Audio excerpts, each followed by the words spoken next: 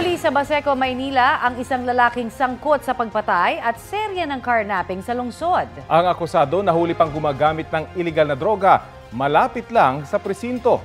Balita natin ni Jomar Apresto.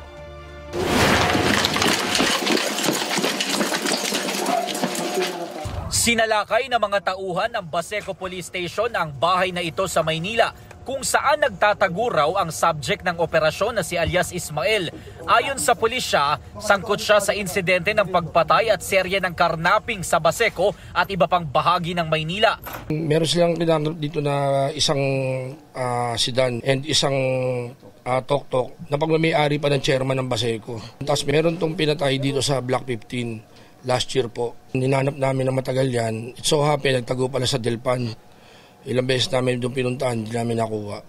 Ang target na sinilbihan ng warrant of arrest, nahuli pang gumagamit ng droga sa bahay na ilang metro lang ang layo mula sa isang presinto sa lugar.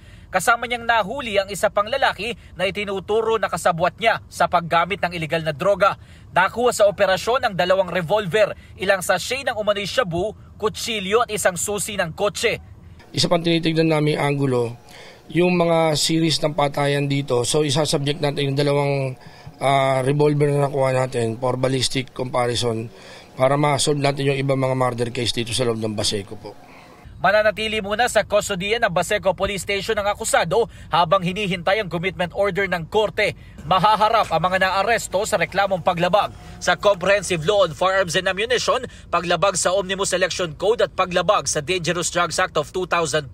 Wala pa silang pahayag sa ngayon.